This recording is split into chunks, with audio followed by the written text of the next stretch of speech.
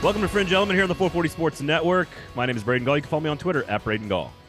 Mine's Erin Dugan. You can follow me on Twitter at the Erin Dugan or Instagram Erin_Dugan. Ole Miss State of the Union today with Neil McCready of rebelgrove.com covering the Ole Miss Rebels. We also have some trash talk and sportsmanship conversations that need to be had because grown adult men do not know how to behave on the internet. So we will discuss some things that took place over the weekend. We can't have nice things. I also am going to give away this hat. Check it out on the YouTube. Hey. Make sure you're on the YouTube. Rate, review, subscribe. There is a fancy, allegedly Ole Miss Rebels hat up on the screen right now from our good friends, University Traditions. We're going to give that away. Neil McCready's actually going to help us. I put the guest to work this week, Erin. So the trivia question is I'm going to start with the trivia question now. For those who are really loyal to the show, they might get it. And then later, we'll add some more context to the question to make it easier for people to potentially get. And if you're an Ole Miss fan, you should get it by the end of the show. And tweet me the details about the question. And the first one to do that and tag at Braden Gall at 440 Sports, we'll send you this hat. Nice. Shout out to all the people that have won the hats. We've got Chris and Jason and a bunch of other people that have won hats. So we're going to give away an Ole Miss hat. So here's the question. I went to a game at Vaught Hemingway Stadium. Yep. And it is one of my favorite experiences in the history of college football fan. If you can tell me details about that game, maybe what that game was or what took place in that game, very memorable game, I will send you this hat, Ole Miss fans. I'll give you more details later on. But if you're a loyal listener and you've heard me tell the story before on the show, then you might know and you might get it right away and you might be faster with the Twitter fingers. Right. Of somebody else. So there you go. There's your allegedly Ole Miss Rebels official gear. It's actually an incredibly awesome hat. So go check out University Traditions. They do great work. All right. Firstly, before we get to the trash talk stuff, Erin, I just want to read you some comments. This is why we don't particularly go deep into position battles or scrimmages or what have you. Because this was Kirby Smart talking about his quarterbacks after Georgia's first scrimmage. And like the language he uses to describe each of his three players is almost literally identical. So-and-so's got really good command of the offense. He understands it inside and out. He communicates it. He gets things correct. He also had a couple of poor decisions and choices today, but he also makes some plays, some really good throws. He's a really good presence in the pocket to move around. Next one. So-and-so made some plays. He made some plays getting out of the pocket, made some good throws. He had a couple of downfield throws I think he wished he'd have back. Give us a chance in some 50-50 situations. Keep the ball in bounds. Keep the ball in bounds with that. With that, yeah. But he did a really good job in 2 minutes. Minutes? Is that a typo? In 2 minutes. Yeah. I mean, it literally, it's so word for word and short that I can follow you exactly on his exact quotes. And we could read them all in unison, in sync, and it still would not have any impact because he didn't say anything. But keep going, Braden. You want to read the third one just for good measure? Yeah, so-and-so made some plays. Wow, Kirby. Way to change it up. So-and-so made some plays with his feet. The administration of the offense, getting everybody lined up, getting going, getting the call in, which is not all on him, but he's growing and getting better. He made some nice throws. So I'm going to keep repeating myself. That's verbatim what Kirby Smart said. I'm going to keep repeating myself. We got three pretty good quarterbacks, and they've all grown, each one of them, and they all have they're all different in their own ways.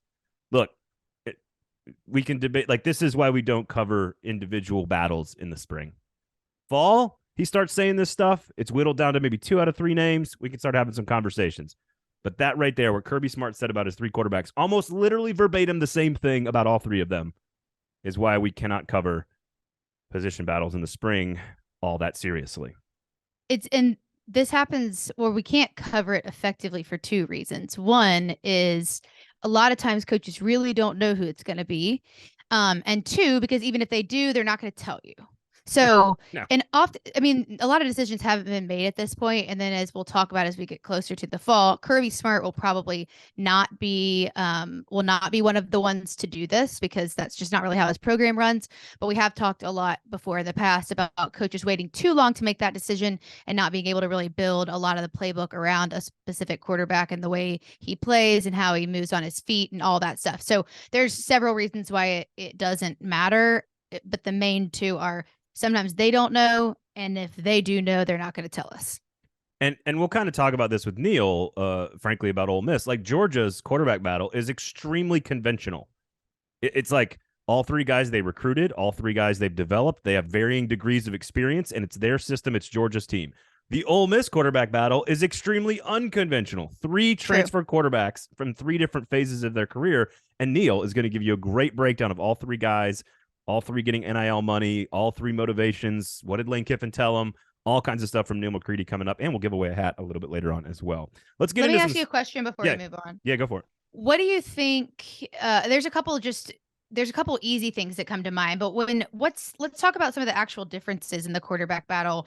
Like, get into what's different when you recruit these guys versus when you have people coming in from three different programs, because some of them are obvious, but some of them maybe not as much. Like, what do you think specifically about Ole Miss? I know that Neil's going to get into it, but what's the main difference here? You're trying to see if you can execute a system you already know, and who can just master what Georgia's already kind of instilled in them, and how much harder is the one with transfers?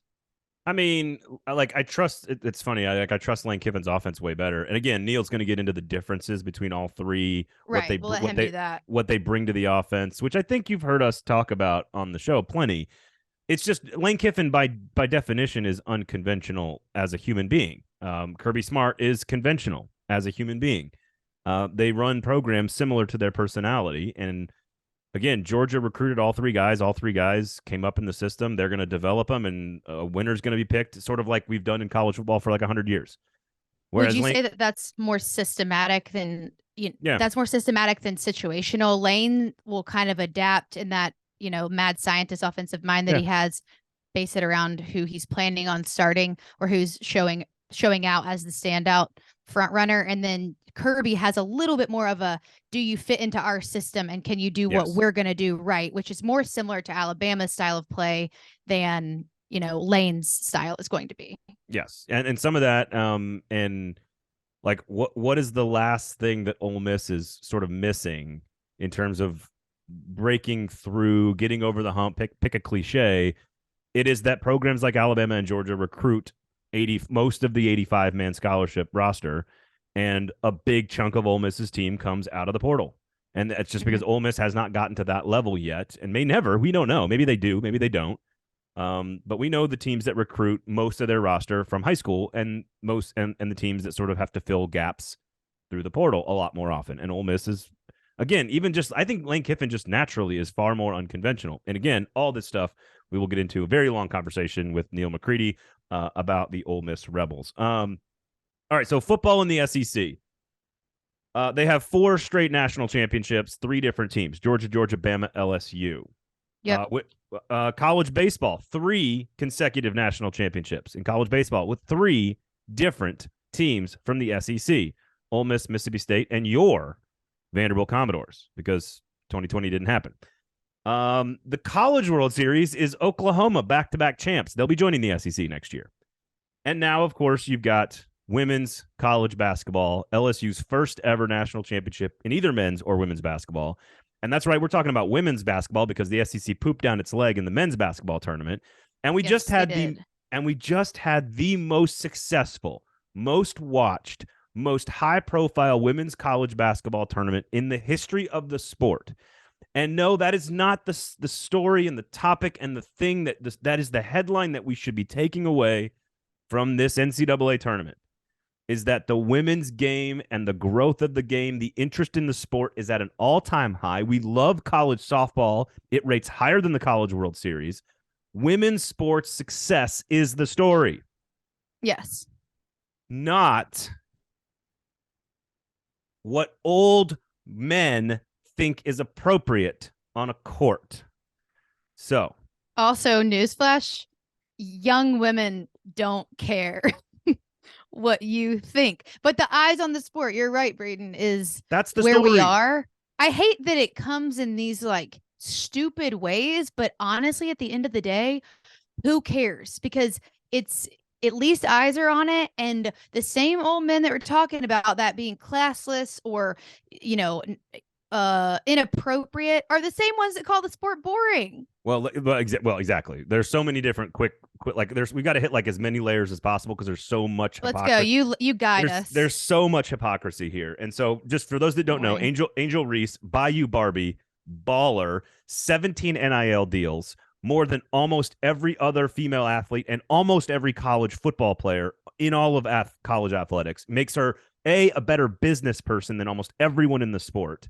Mm-hmm. And, oh, by the way, she happens to be a national champion as well. Caitlin Clark plays for Iowa. She's also spectacular, also trash talks all the time. Trash talked against Louisville in the Elite Eight multiple times. Was dogging out South Carolina by just like not – she was like waving at one of the girls who was beyond the three-point line. She was just like, yeah, I'm not even going to guard you. Like, I'm going to let you shoot. Like, and she just like literally in the play waves at her. Yeah. She does the John Cena thing against Louisville. She tells a girl on the Louisville team, dude, quit. Like, you're down by 15. Shut up. Like, she says that on the court to a girl. And SportsCenter does a best clapbacks of all time montage about Caitlin Clark. So then Angel Reese wins a national championship. Again, Bayou Barbie does the John Cena thing right into her face, does the Joe Burrow thing, which is the point to my finger on the ring, which is a hat tip to Joe Burrow's national championship thing, which he did on the field for LSU football. A white male did it on the field. No problems with that. Nope. And what do we get? We get liberals and conservatives. We get Keith Olbermann and Clay Travis and Dave Portnoy. And yes, all of your names belong in this show. Danny Cannell, you name it. What do they all have in common? They're all old, rich, white people. Males especially. And it's like, oh, she's a piece of trash. She's a piece of shit, even. A classless piece of shit, I think I saw as well. Do you like Larry Bird? Do you like Michael Jordan? Do you like the Gator Chomp? Do you like hook 'em horns? Do you like bat flips? Like, do you like NFL celebrations after touchdowns and turnovers? Here's my one thing, dudes. Here's my one thing. Because I'm already worked up. Because it is obviously laced with extraordinary amounts of race and misogyny. But here's what I'm going to say to give people an honest take here.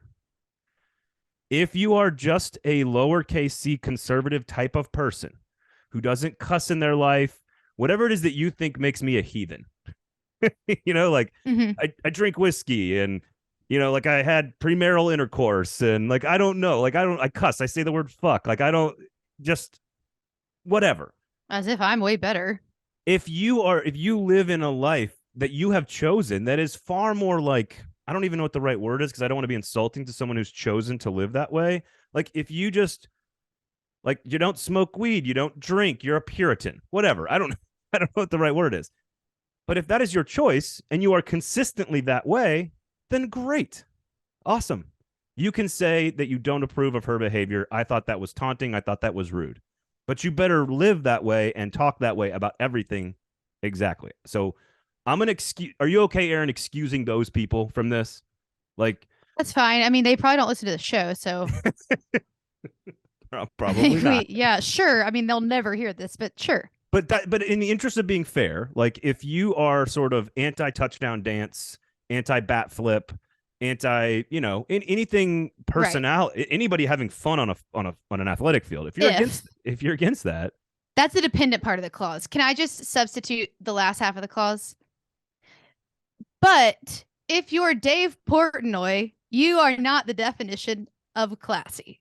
Oh, like, no. No matter what you think about Portnoy, I don't care. I think some stuff he's done is admirable. I think some stuff he's done is not classy at all. I don't really care. I think he exists in his own space, but I just don't understand why he, along with the other names on this list, think they defined classiness. No, that's interesting. I hope it's a tactic where they're trying to draw more attention to women's basketball. I hope that's what it is, because if it's anything else, which I know it's not. No, they're trying to draw attention to their websites. That's what they're trying to do. Yeah, it's clickbait. They want clicks. Also, I also think there is just a visceral reaction from like old white men who just can't. You're like, oh, they see a young black woman having fun and doing the same thing old Larry Bird did every single day of his effing life, and they just can't handle it. They just can't handle it. And I'm like, dude, I have two daughters. Did Caitlin Clark get anything? You mean like all this like all the stuff on Twitter? No, of course not. She didn't get any, right? No, of course not. Yeah. I just said SportsCenter put together a montage of clapbacks best clapbacks by Caitlin Clark of the tournament. They were celebrating the shit talking by Caitlin Clark. So again, I have two daughters. Not only is she a badass basketball player and a national champion, and I would say, yeah, look up to what she's accomplished in her career, but she's also one of the best business people, smartest marketers in the history of college athletics. So look, good luck to you, Bayou Barbie. I don't think you're going to get that trademark you're looking for. but she is an extraordinarily accomplished young person and absolutely is a role model for my daughters. And if you can't talk shit in the final seconds of winning a national championship, what is the point? What is the point? It's so much more fun. And I just hate that the way the attention's coming to women's sports, but at the end of the day, it's never getting the recognition. It's never getting the talk. It's never getting the headlines that it deserves. And this is fun to watch. So, I mean, I guess it's kind of like you have to take what you can get until you get exactly what you deserve. But the talk around it, unfortunately, in this day and age, is better than nothing. It's just ridiculous that the headlines were what they were. Well, and why do you think this was the highest rated, most watched women's Final Four of all time? Because of the shit talk. Because of personality. Right. Because of it's talent mixed with personality put on a big stage, and that is what draws people in particular, young people, not old white people. And I'm an old white man, so I'm putting myself in this boat. I just apparently have lived my life like a heathen, so therefore I don't see classless trash when I see a girl shit talk. Right. Again, Henry Toto, if you're a Tennessee fan, Henry Toto, Adam Sparks just published this from the Knoxville News Sentinel. He just published this story. He was doing an interview with Henry Toto at the Combine or something, and he was basically said, who talks the most trash of anybody in the SEC? And Henry Toto said, everybody at Tennessee. Tennessee players, Tennessee fans, everybody at Neyland Stadium. That was real hard to go back to. But you know what? I had to soak it all in, and I had to take it, and I had to play through it. So if you're a Tennessee fan, you can't say a word because you guys just gave it to a former player who plays for Bama. Again, what about the hook? Like this goes all the way to the college ranks of officiating, which drives me nuts that we can't. Like, there's a line, right, Erin? Like, if you hit a receiver defenseless and he's knocked out cold, or you're standing over him, pointing at him, talking trash. Yes, that's too much. If someone is injured and you are taunting them down into their face, I'm good with the penalty. Throw the penalty. Totally. 100%. Aside from, and frankly, Angel Reese could have gone too far, I guess. Like, if she goes like into the other team's locker room and starts like physically assaulting Caitlin Clark, I'd be like, oh no, that's bad. Let's not do that. Like, that's too far. You've gone too, like, there's a line. And I think any time there's racial slurs brought up or anything that has to do with like race, any of that is an absolute no. Which of course was all of what do they call it? Like they're like words that are covering up what they really want to say.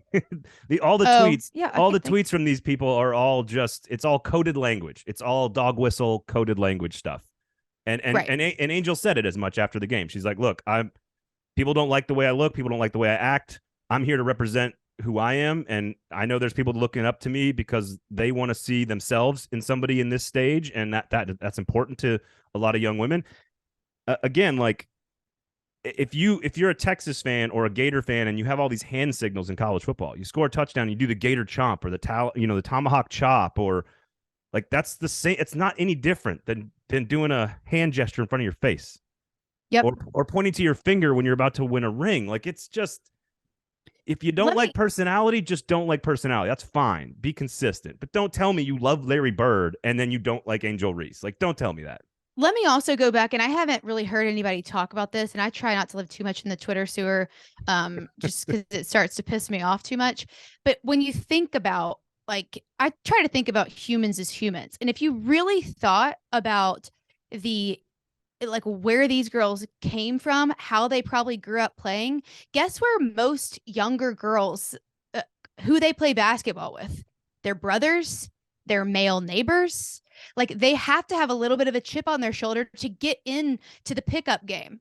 Like, you playing pickup basketball at the like community court down the street, you The better why, have an baby. ego, because the boys aren't going to let you play. Yeah. So you almost have to have this like ego chip on your shoulder. You have to be able to talk back, or else you're not going to like, they're not going to respect you. There's part of like, I mean, a lot of these girls grew up playing with their brothers and their neighbors that were guys. And so you just have to think about like, you know, how that plays into it.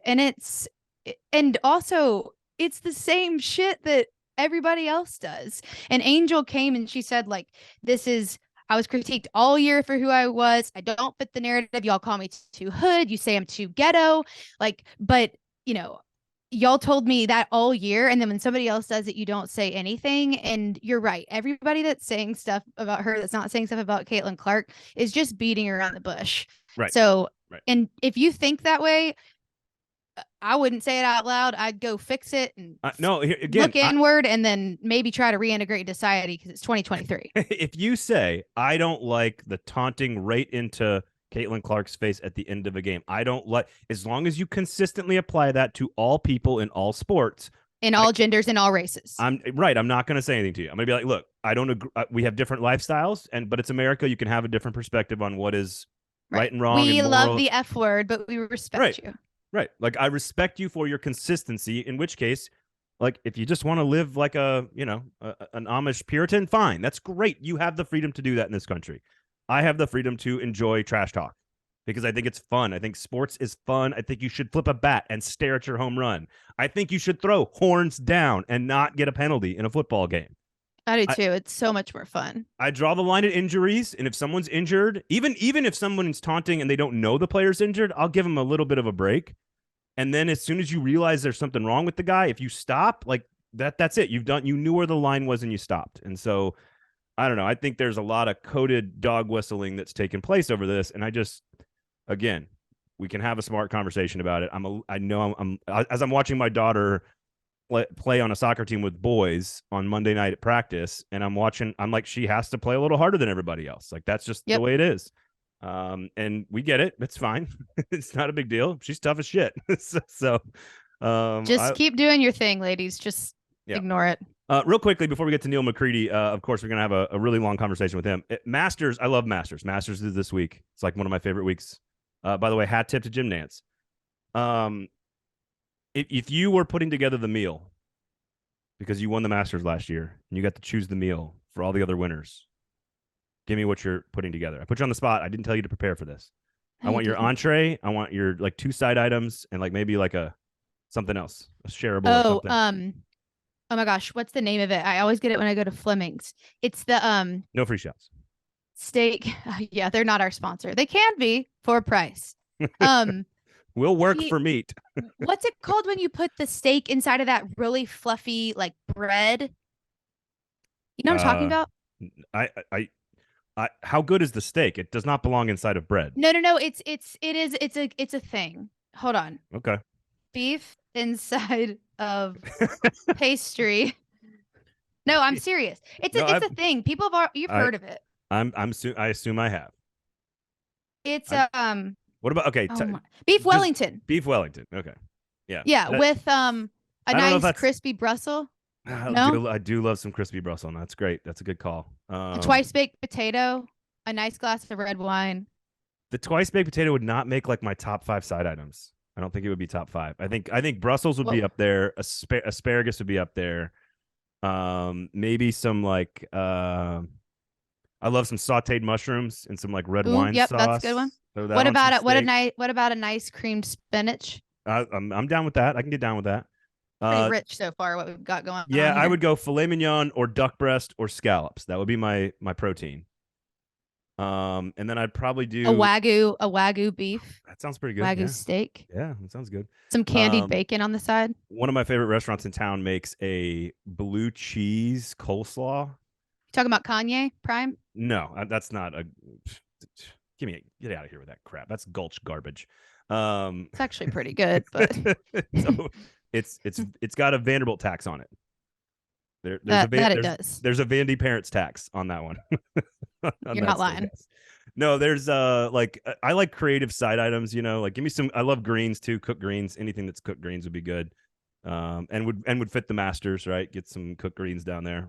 I have a surprise to tell you. I'm only going to tell you half of it though. Okay, well, I'll tell you after the show, but I can only tell everybody else half of it. Okay, give me half the surprise. I was supposed to be at the Masters starting on Thursday to do a podcast from the Masters, but I'll not be doing that anymore. But next week, if you listen to this podcast, I bet you love this golfer, and he will be in studio here next week, but I can't spoil it yet.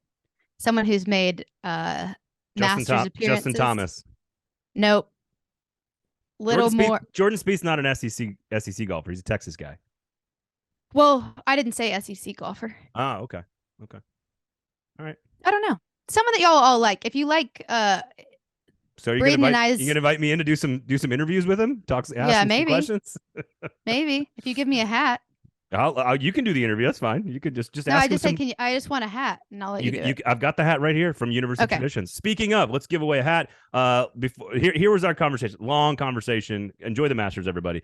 Enjoy bat flips too. Here was our conversation with Neil McCready of Rebel Grove, giving you an Ole Miss State of the Union for spring football. Neil, welcome to the show, man. Always a pleasure to see you. Thank you for joining us, man. Braden, it's always good to be with you. You're one of my favorite people in this sphere that we operate in. I started to call it a business, a field. I'm not really exactly sure what the hell it is, but whatever it is that we all sort of do, I admire the way that you do it. Well, go on. Also, thanks for joining us. That's all we needed. I appreciate your time. Have a wonderful day. Thank you, sir. No, we're going to do Ole Miss State of the Union. I want to take a look at they just had their first open practice, of course. We'll take a look at the quarterbacks, the roster, expectations, the relationship with the fans. We are also going to continue to give away more details about how you can win this super sweet Ole Miss hat. Check that out. If you're looking at YouTube, you, of course, can see it. That is an Ole Miss Rebels hat, although not officially an Ole Miss Rebels hat. From University Traditions, of course. They do great work, and I've got a Rebels hat here for you Ole Miss fans. We'll give you some more details on how you can win that at the end of the interview here. But let's start just real quickly. I mean, I'm assuming the quarterback is like the quarterback thing is everything you guys talk about. I sort of have a preconceived notion of what it is, but I want you to sort of correct me and guide us through the three names. Jaxson Dart is clearly the most experienced, but Lane Kiffin doesn't necessarily love everything about him. That's why he had Luke Altmyer start a game last year. Spencer Sanders is the most experienced, also turned the ball over a lot and got hurt a lot. Walker Howard might be the most accurate and the best thrower of the group, and therefore might win the job eventually down the road. Where am I wrong? Where am I right? And how should fans be looking at these three names? Oh, let's see. I think you are generally correct. A couple of minor corrections. This is more like, I feel like you watch Iron Chef. I watch Iron Chef a lot. Like they'll pick apart like little things, and they'll always point out, look, this is great, but yeah, we're paid to pick apart. So here's a critique.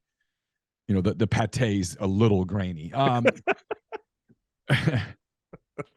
I watch. I didn't realize you were such a pate expert. I didn't know. I watch a lot of food shows, man. I don't know what it is about. I'm the idiot that runs on a treadmill. I'll run 10 miles on a treadmill watching food shows. It's bizarre. Oh, Chef's Table is my favorite, man. I love that show. I love food shows. So I guess the two minor critiques. Altmyer started a game last year because I think he wanted the perception of fairness. And I think it was just hey, I'm going to give both of these guys an opportunity. But you're right in that I don't think Lane Kiffin ever completely was thrilled with everything Jaxson Dart. I don't think he ever got to a place where he goes, hey, this guy, I can win the whole thing with this guy. I don't think he got there. Now, he likes Dart, and Dart's a competitor. And Jaxson is a leader. He's a charismatic kid. He cares. He puts in the work. He likes all those things about him. But I think last year sometimes didn't make great decisions at times, didn't see open receivers.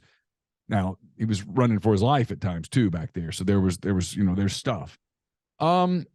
Spencer Sanders, Braden, started 42 games at Oklahoma State. Think about that in the era in which we cover college football today. 42 games.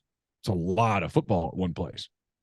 Now, he's not completely healthy. He's got a shoulder issue that he got hurt midway through last season, missed a couple of games, came back and competed at the end. He didn't throw a lot in the offseason before spring at Ole Miss. And then you're right about Howard. Certainly a guy that when you watch him in practice, you're like, whoa, arm talent. It's real. Throws a beautiful deep ball. Young. Left LSU, a place where he was happy.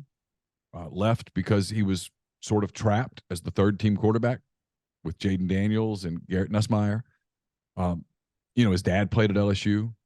His mother, who unfortunately is no longer with us, went to LSU, was an LSU fan. LSU means something to Walker Howard.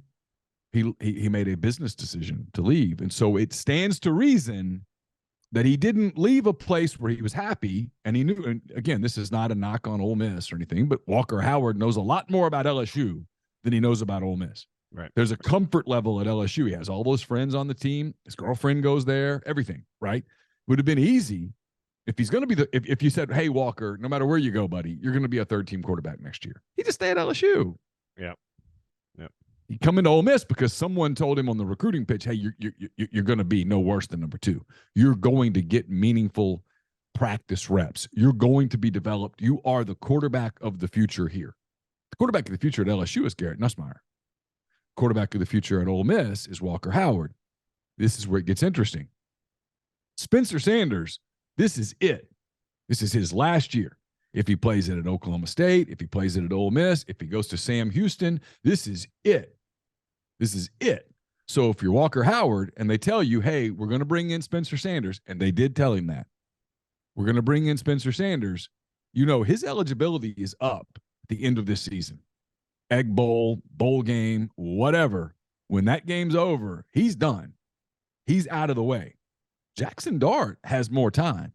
Now, I think in Jaxson Dart's mind, he says, I'm going to win the job. I'm going to kick ass. I'm going to be an NFL quarterback, and I'm going to have the option to declare and leave. This is his third college season. He can bolt after this year and go to the NFL and count the money. But if you're Walker Howard, you're like, okay, well, what if he just stays and is good and decides to come back for another year? Because now am I backing up him for 2 years? Because if that's the case, maybe I should have gone to TCU because they really wanted me bad. So I don't know where this thing's going. And then I go to the Lane Kiffin part of this. This is the longer answer than you ever thought. Lane Kiffin's not a conventional thinker. So all the things that you and I just said, that I just said to you, are conventional thoughts.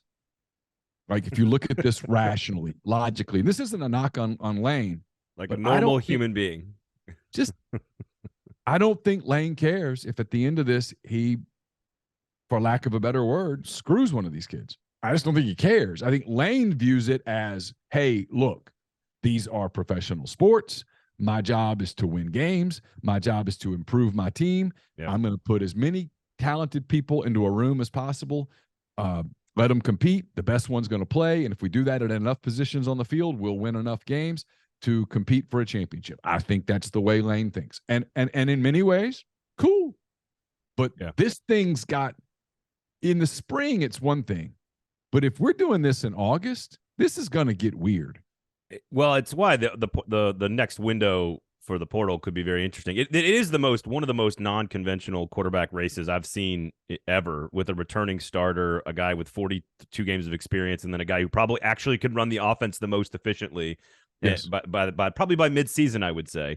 Jaxson Dart has a high floor because they're familiar with him and he knows him. But like this isn't Lane Kiffin's fault or the players' fault. The system that we now all operate in has created this type of environment for this to happen. As long as Lane Kiffin's telling the kids the truth, like, I'm good with whatever happens. And then frankly, I wanted to move on here, but I'm assuming there's a very good chance one of the three decides to leave again in April, right? Is that possible that one of the three, probably not Walker, but like, I mean, is it Jaxson Dart?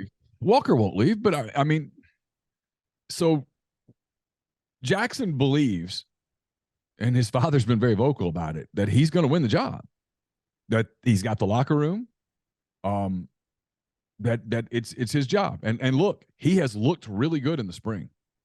He looks better. He's improved his body. He's throwing the ball better. He's more comfortable in the system. You know, a year ago, when he was here a year ago in spring, he was swimming, you know, learning a brand new system. It's completely different than what they did at USC. And so, you know, what Clay Helton did at USC when he was there, it's completely different. And so it took him a minute. And last year was his first year as the starter in the SEC. And he was, and, you know, it stands, I say this all the time about Jaxson Dart. Jaxson turns 20 in May. He's still a young guy. Yeah. I mean, he's a young dude. So is it possible that Spencer Sanders came because they offered him some NIL and he said, I'm going to give it a shot. And if I don't win the job, I'll go down a level. I don't know. Jaxson, I think, graduates this summer. Could he leave as a grad transfer and go home to Utah and play at BYU in the fall? Or could he, but if you told Jaxson Dart, hey, you're not going to win the job, you're going to sit a year, I think he'd probably tell you, I'm going to go someplace and sit a year, learn the system, and be their quarterback in 24. Yeah, I don't know where this is going. I really don't. I completely understood Walker Howard. Like, you get a chance to add a 5-star quarterback like that with his kind of pedigree and his arm talent, you do it. But when they brought Spencer Sanders in, it was like, whoa, what is this? Like, and all three of these guys, and here's the reality. All three of these guys are getting NIL money. Well, it's a roster that has some holes. Yeah. So would you be better off taking one of the quarterbacks' NIL money and buying a defensive end? Well, and especially since we know Hugh Freeze was offering starting reps basically to both to probably Spencer Sanders and maybe to Walker Howard as well. Like Hugh Freeze at Auburn was trying everything in his power to get Spencer Sanders to come, and would be a good fit in his offense too. It begs the question: did Lane Kiffin go get Spencer Sanders so that Hugh Freeze couldn't? And listen, God, I love that. Everything is on the table, and as long as you do what I'm about to do, I think it's fair to say it. I don't know. We live in a world where everybody always wants to be an expert on everything. I don't know everything that Lane Kiffin was thinking. I know things that got said in recruiting visits because I've talked to people who were in the room, but I don't know everything that got said. And so is it possible that Lane Kiffin just said, hey, I'm going to have a competition? Sure. Is it possible that Lane Kiffin said in the process, I can stop Hugh Freeze, who I think he's pissed off at, from getting Spencer Sanders? Yeah, sure. Why not? No, that's not like Lane at all. All right. Wide receiver. This like I covered AJ Brown for the 4 years he was here in Nashville. The 3 years he was here in Nashville. We've seen all the other receivers. JJ Henry is having a good spring so far. How good is, we know the running back situation, but how good is the supporting cast around these guys? This has turned into a university, no matter who's the head coach, that is just like churning out NFL talent at wide receiver and tight end. So just what is the state of this collection of guys relative to maybe the last, 7, 8, 9 years? It's a little hard to say in the spring because Jordan Watkins is out. Trey Harris, who transferred from Louisiana Tech, is out right now with an injury. They've added Chris Marshall from Texas A&M, who is an elite talent. You can tell he's got some growing up to do, but he's young. Again, a guy that a year ago was a 5-star player, so, I mean, and you see it flash on the field at times. I mean, he makes plays. They added Caden Prescorn, the tight end from Memphis, who I think was a big addition for them. 2 reasons. One, this offense is tight end dependent. And last year they were not particularly great at tight end. Prescorn will shore that up, and he allows them to use Michael Trigg if Trigg takes that maturity step that he's yet to take. It allows him to play in the slot, to do some things with his athleticism, and he is incredibly athletic. But I think the supporting cast is generally better than it was a year ago. Now, Zach Evans is gone, and with him goes a lot of Quinshawn Judkins' insurance policy. Yeah. Malik Heath was terrific last year for Ole Miss. Jonathan Mingo was really good for Ole Miss last year. They're both gone. Those were weapons that Jaxson Dart depended on. So, I mean, I think they need to go in the portal and add another receiver. Up front right now, it's hard to say because 2 starters are out and another one was being disciplined on Saturday. So it's a makeshift offensive line. I think they'll end up being okay up front. They've got a chance to be a really good offensive team. It's just when you don't know kind of how they're going to do the quarterback, as if it's Spencer Sanders, you're running a lot. It's he's a weapon with his feet. If it's Dart, it's a little bit of a hybrid. And if you end up going with Walker Howard, it's a pro style. Hey, we're going to throw this thing all over the place, because Walker Howard's he's athletic and he can make plays with his feet, but that's not why he's on college scholarship. He's there to throw the football. No, it's the reason why I'm putting the over-under at week 5.5, that he is the most accurate passer in the offense. And by week 6 is the one that is working the geometry better than everybody else in Lane Kiffin's offense, and able to manipulate the linebackers and it's all about timing and accuracy. And I think that's just my personal opinion. We already talked a lot about the quarterbacks. Pete Golding comes in on defense. Now, sort of strange. This is not an insult to Ole Miss at all. It's not meant to be in any way, shape, or form. Amicable divorce for Pete Golding in Alabama. He needed to change. They wanted to change. But that doesn't mean it's not a significant upgrade for Ole Miss. And it probably is. They're going to move to the 4-2-5. But what can fans expect other than that extra guy with the hand in the dirt? What is the difference going to be, as what seems like from the outside looking in, Ole Miss continues to sort of slowly make progress on defense under Lane Kiffin in 3 years? Yeah, I think that's all of that's more than fair. I think there was a frustration last season with the 3-man front. Now, it was Lane Kiffin's idea to have the 3-man front. I don't think that's what Chris Partridge really wanted to do. DJ Durkin did it, and then I think Lane wanted to keep doing it for the continuity. Yeah. And it really didn't work. Golding is an upgrade. Golding is a recruiting upgrade. He's a terrific recruiter. You nailed it about Alabama. I just think they hit a point where it was time to kind of move on. But Nick Saban wasn't firing Pete Golding. I mean, that's the part that people don't realize or don't acknowledge in this. Did Nick Saban probably want to move on? Yeah, probably. But was he going to fire Pete Golding? He was not. I mean, if Pete Golding wanted to be the defensive coordinator at Alabama right now, he would be. Yep. And so it's a big get for Ole Miss. Now, is it a big get that's going to net results this year? I don't know. I've got when I watch them in practice, you have to remind yourself that, hey, this is spring. They've got some guys that are out with injuries and whatnot. They're learning a new system.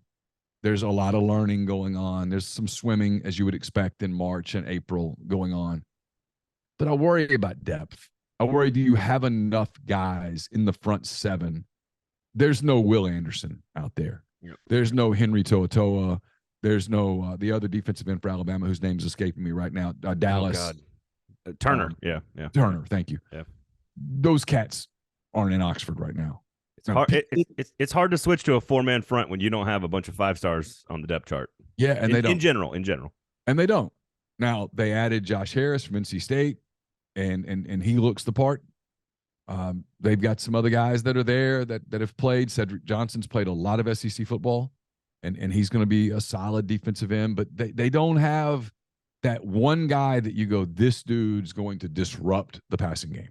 And this guy right here, he's going to handle the running game. And so for Pete Golding, the adjustment's going to be, now look, he's coached at places besides Alabama, right? When he was at UTSA and they were putting up really good defensive numbers, that was not a collection of future NFL stars. Right. So, I mean, when people act like Pete Golding could not coach players who aren't top 10 NFL picks, that's disingenuous. Right. But he's got to adjust from, there's no Will Anderson here. There's not those guys where you have top 10 picks sporadically all over. There's no Brian Branch on the back end for Ole Miss right now.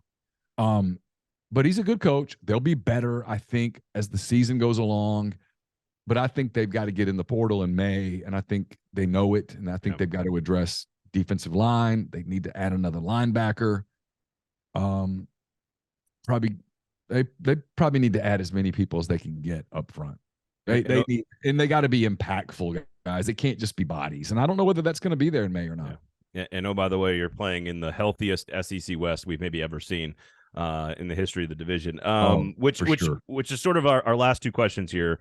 It's sort of the old 3-part question, Neil, which is very strange, but it's sort of it's the state of the roster currently at this state of the, in spring, going into Lane's 4th year versus expectations of the fans versus what happened in the offseason flirting with Auburn. Now, I never really thought he was going to go, but I'm sure there's plenty of fans that did. I'm sure there's plenty of reporters that did.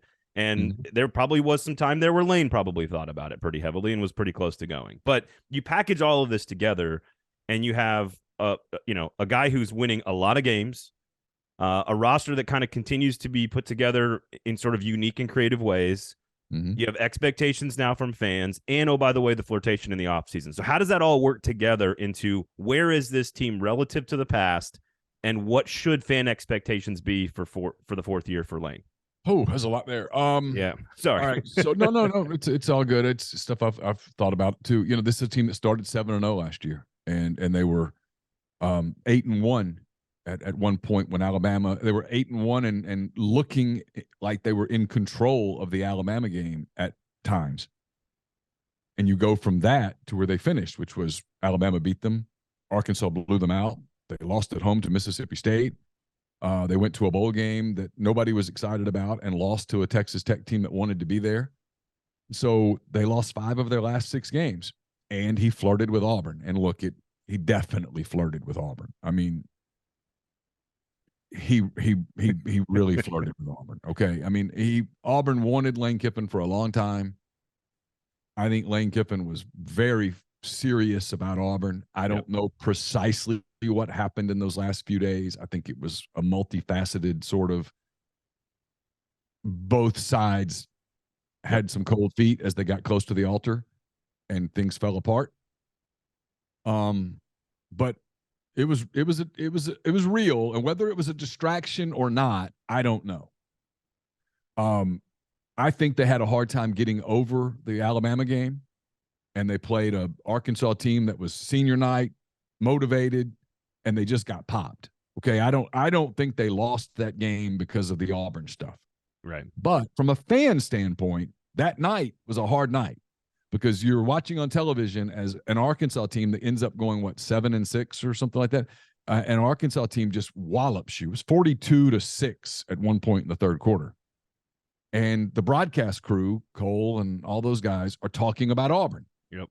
Tough night for a fan. And then 5 nights later, you lose to Mississippi State. I've said this a long time, and I'm one of the few people who says this over and over. I thought they lost twice in Fayetteville. I thought they lost the Arkansas game, and I thought they lost the Egg Bowl. There was, at no point that night did somebody apparently say, hey, look, we're not winning this. We can put some lipstick on this pig, but we're not winning this. Let's get the hell out of here. Let's get ready for state. We got a game in 5 nights. Let's go win that game. And had they done that and won that game, I think we're having a different conversation. But they didn't. They had 98 offensive snaps in Fayetteville. And 5 nights later, they looked a little sluggish, and they lost to a Mississippi State team that, may he rest in peace. We view them differently because of what happened with Mike Leach. But that wasn't a good State team. They weren't good. That was a game Ole Miss should have won. And they didn't win it because they just weren't ready for that game. And that was a direct result of how much energy they expended in Fayetteville, turning 42-6 into 42-27. It's still a double-digit loss. Right. You know what I'm saying? So that ended the Lane Kiffin honeymoon here. That period ended the honeymoon. Now, can he get the fans back? Of course. But they gave him $9 million a year. He asked for NIL money, and they went above and beyond what he asked for. The expectations are higher. I think the flirtation with Auburn turned the relationship from a love affair into a business relationship, and where it's okay, you're our coach and we love you, but you better win, or we're going to get tired of the dog, and we're going to get tired of the social media. It's poor old Juice. It's not his fault, but Juice is not going to be quite as adorable at 6-6 as he would be at 9-3 or 10-2. So this is a big year for Lane here. I think it's made bigger for 2 reasons. One, the playoff starts in 24. If they can keep Quinshon Judkins, he'll be a junior. You'll have an experienced quarterback one way or the other.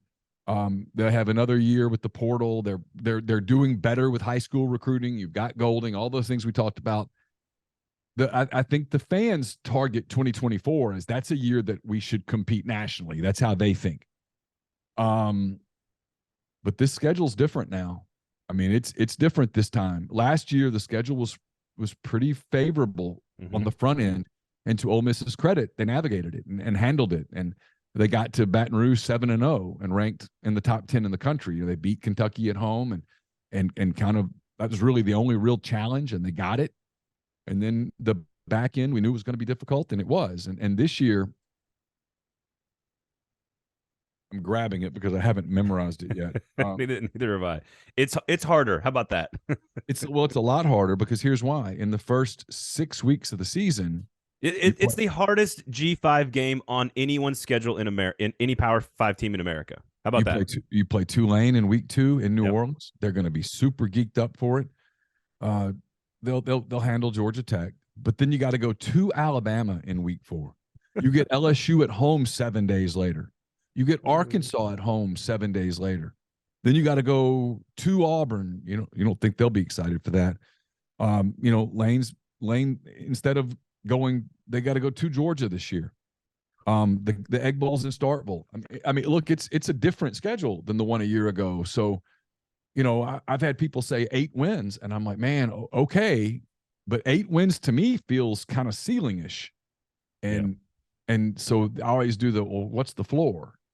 And the floor is lower than that. And so, is it possible that Ole Miss is a better football team than last year and go 7-5? Yeah, and if that's the case, are fans rational about it? Well, Braden, because you do this for a living, fans are always rational until the game start, and then rational thought gets thrown out the window. So you might be giving them too much credit. In April, I think it starts Friday. I think it starts Friday morning around like 8 a.m. The rationality starts to disappear. Yeah, I just look at the schedule, and I can find losses. Yeah. And if they wwere to start, even if they were to get to the turn at like 3-3 or 4-2. What's the mood? 4-2 is beating Tulane, beating Arkansas. And those are games I think they'll win. Is this roster 1-85 better than any of his previous? Is it better than the team in 2 years ago in 2021? 1-85. Yeah, probably. It's probably better. Now it doesn't have that top end, other than Judkins. And look, Judkins might make the step next year that all this is moot, where he's so good that they dominate. But it's offensively, I think this is his most talented unit across the board. Defensively, it's not. I mean, they're gonna have to glue some things together defensively, unless they add some impactful players in the portal in May. All right, I got one more for you, and let's give away this fancy Ole Miss hat here. If you're looking at YouTube, you can check it out. University Traditions, of course, our wonderful friends over there over at University Traditions. And so I told everybody earlier, Neil, the story about this is before I met my wife. Just want to be very clear about this. Before I met my wife, which was New Year's Eve 2012, so 2013 is when I met my wife. I went to Vaught Hemingway Stadium, had an extraordinary experience, an extremely memorable experience with a woman I was dating at the time. That was not my wife. She was an Ole Miss grad. We went and had a great time. It was one of the most extraordinary games I've ever seen in person in real life, probably maybe ever played at Vaught Hemingway Stadium. I'm going to add some context to that so that people, if you didn't already get it, maybe you might get it. So before 2013 is the number one piece of context. It happened before 2013. It was obviously a home game. And obviously, an extraordinary, memorable performance by one individual player. Oh, I think I know. And I was wearing the other team's colors in the student section. So you might know. Don't say it out loud. But I was at the game. It was still one of my favorite moments ever as a college football fan. I had an absolute blast the entire time. But it was one of the most memorable performances by an individual player in the history of that stadium. And I was there before. I might add again, before I met my wife. I want to be clear. So if you know that game and you can tell me, maybe even the player, either one, I will send you this Ole Miss hat for free from University Traditions. All right? So there you go. There's some more context. I'm giving some more clues away as the show goes along. Last one for you, Neil. You're very gracious with your time here. What is the final piece here? Because I agree that the program now has all the money in the world. They have the SEC logo on the chest. They've not really been competitive since integration in terms of the national championship conversation. The playoff's going to expand. They got all the money in the world. They got the coach. Like the offense is fun and very attractive. The NIL looks like it's set up. What is the missing piece? Sort of regular recruiting to get them to 10 wins? Is it just that the SEC is so incredibly difficult with powerhouses at LSU and Bama and Georgia? Like what is the final piece that Ole Miss is missing? I mean, it's two things kind of. It's breaking through on the high school recruiting at a little higher level. That's number one. That's hard. It's not like they're not trying. Right. And then it's just getting there, right? I mean, it's just finishing it. It's as a kid, I remember the Houston Oilers, Bum Phillips always talked about they knocking on the door and got to break the door down. Ole Miss has kind of knocked on the door, and you just got to break it down, and that's easier said than done. Like if last year they'd beaten Alabama. Yep. You know, it all of a sudden they're in the month of November and they're a title contender. I mean, we're having a different conversation. It's just getting over that last hurdle. That's it. And that's hard. It's a big hurdle. So like you said, it's a brutal league. It's about to get more brutal. I mean, you know, we're having this conversation if you're talking to Texas A&M right now, right? It's for all the talent and all the stuff. They haven't gotten there. They're not a contender. They're not particularly relevant. They keep losing to Ole Miss and State. You know, I mean, Auburn and had their 1 year that were close. Like they finished 5th in the playoff rankings a couple of years ago. So they got to knock the door down, right? Like that's your point.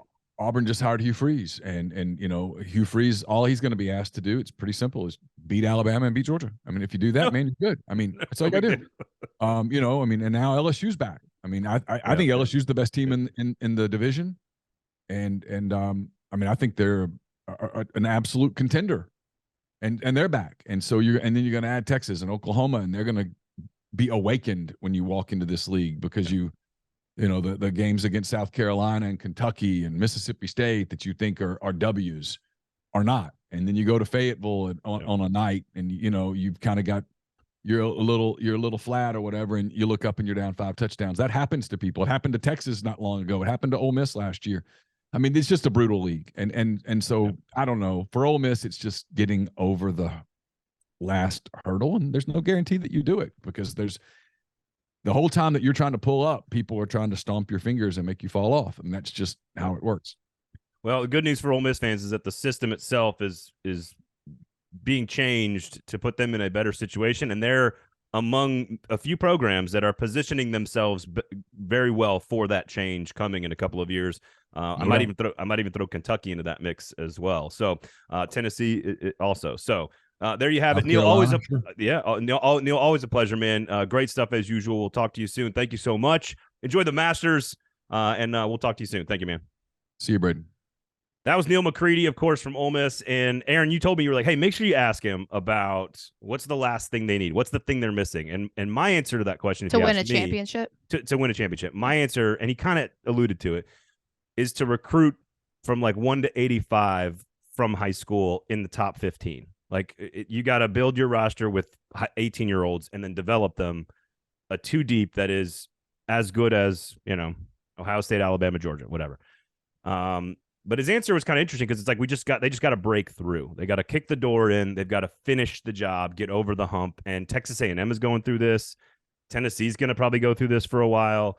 Like there is an element of like Georgia had to deal with this before they won the national championship. Like you got to kind of kick the door in. Eventually you got to break in. Now I think the playoff expanding is going to give Ole Miss a lot of opportunity to make the playoff with Lane Kiffin as long as he's got a good quarterback. But win the West, win the SEC, win a national title. I don't know. That's a tough ask for a team built in the portal. So you're not wrong. Well, he shed some light. I like ending on a show when someone says you're not wrong. I like that. And again, it's a compliment coming from me. It is. It's all relative. Allegedly, an Ole Miss Rebels hat from University Traditions, our good friends over there at University Traditions. So make sure you submit what took place, what game. Extremely memorable, one of the most memorable individual performances in the history of Ole Miss Rebel football. I was there. I was wearing a shirt of another color, and it was still one of the greatest moments of my entire college football life. Tweet me that game or something about that game, and I'll send you a hat, you Rebel fans, at Braden Gall, at 440 Sports. Erin, where can people find you? What sewers are you hanging out in?